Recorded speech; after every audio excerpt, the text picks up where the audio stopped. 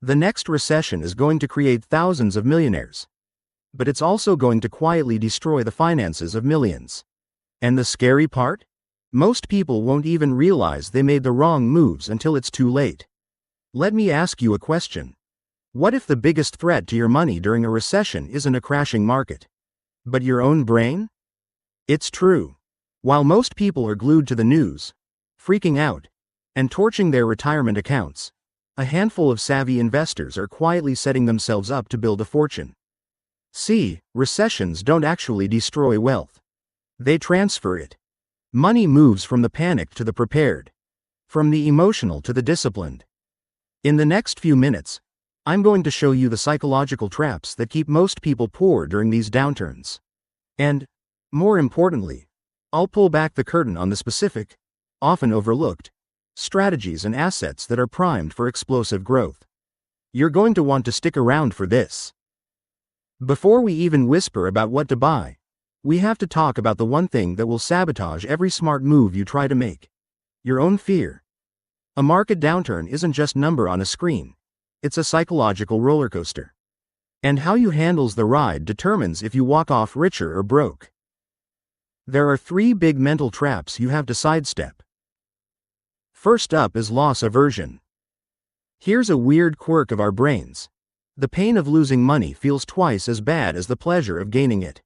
So when your portfolio starts to dip, your brain screams, "Get out. Sell. Make the pain stop." But cashing out during a crash is the single biggest mistake in the investor's handbook. It's like jumping off the roller coaster mid-drop. You turn a temporary dip into a permanent, gut-wrenching loss. Second is the herd mentality.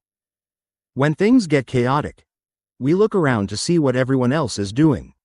The news is a sea of red. Your social media feed is a dumpster fire of panic. And your brother-in-law is talking about selling everything. The herd is stampeding for the exits, and every instinct you have says to run with them. But the herd is almost always wrong. During the 2008 crash, the people who sold at the bottom cemented their losses, while those who held on, or were brave enough to buy more, saw their wealth skyrocket in the years that followed. Third, we have recency bias. This is the sneaky belief that whatever's happening right now will happen forever. When the market is falling, it feels like it's going to fall forever. This bias makes us completely forget the number one rule of the stock market: it always recovers. Every single bear market in history has been followed by a bull market that roared to even greater heights. As the master investor Warren Buffett famously said, "Be fearful when others are greedy, and greedy when others are fearful." A recession is the ultimate test of that idea. It's the moment when fear is everywhere, which means opportunity is, too. The investors who get that are the ones who win. And here's where it gets interesting. Smart investors don't start building their ark when it's already raining. They build it when the sun is out. This is your war chest phase, and it's made of 3 key things. First, beef up your cash reserves. And no, this isn't your normal emergency fund. This is a separate stash of cash, parked in a high-yield savings account, ready to be deployed. Think of it as your opportunity fund. You want enough to cover 3 to 6 months of your usual investment contributions. So if you normally invest $1,000 a month, you want an extra $3,000 to $6,000 sitting there, waiting. This cash is your superpower. It lets you buy incredible assets when they go on a fire sale, without touching your existing investments. Second, aggressively attack high-interest debt. Credit card balances, personal loans. This stuff is a financial anchor in good times. During a recession, when your job might feel less secure, that debt becomes a ticking time bomb. Wiping it out only frees up your cash flow but makes your entire financial life more resilient. Third, review and rebalance your portfolio. This doesn't mean you sell everything and hide.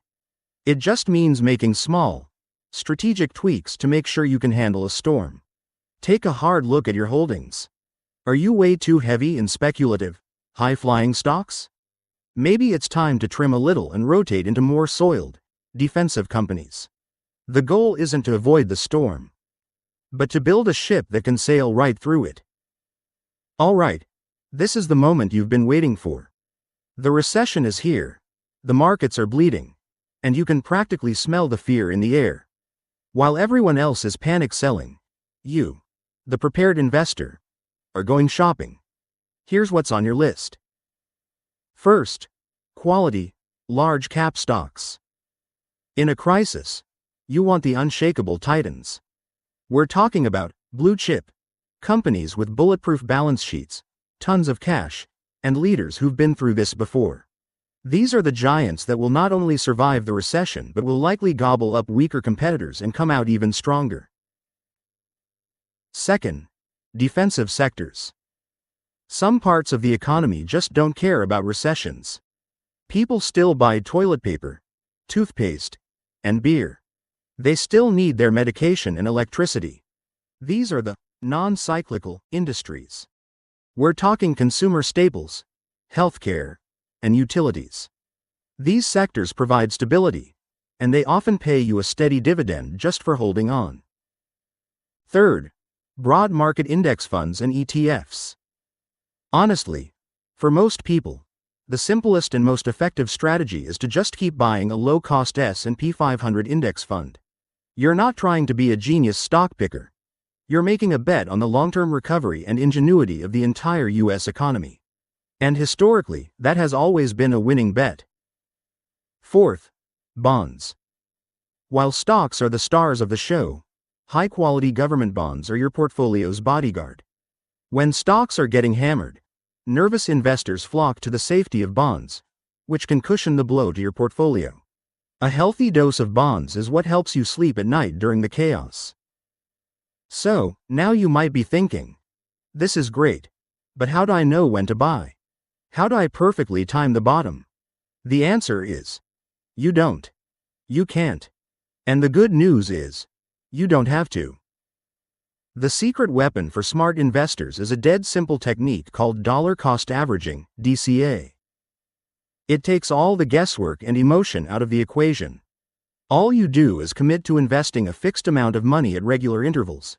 Say, every month, no matter what the market is doing. Here's the magic. Let's say you invest $500 a month into an S&P 500 fund. When the market's flying high, your $500 buys you fewer shares. But when the market tanks during a recession, that same $500 now buys you way more shares at a bargain bin price. You are automatically, without even thinking about it, buying more of an asset when it's cheap. This lowers your average cost per share and sets you up for massive gains when the market turns around. DCA turns market volatility from something to fear into your greatest advantage. You just set up automatic investments and let the system do the hard work of being disciplined for you. So let's end by recapping the big wealth-destroying mistakes. Avoiding these is just as important as knowing what to do. Mistake number 1. Panic selling. We've covered this, but it's worth repeating. It locks in your losses and guarantees you miss the rebound. Mistake number 2. Trying to time the market.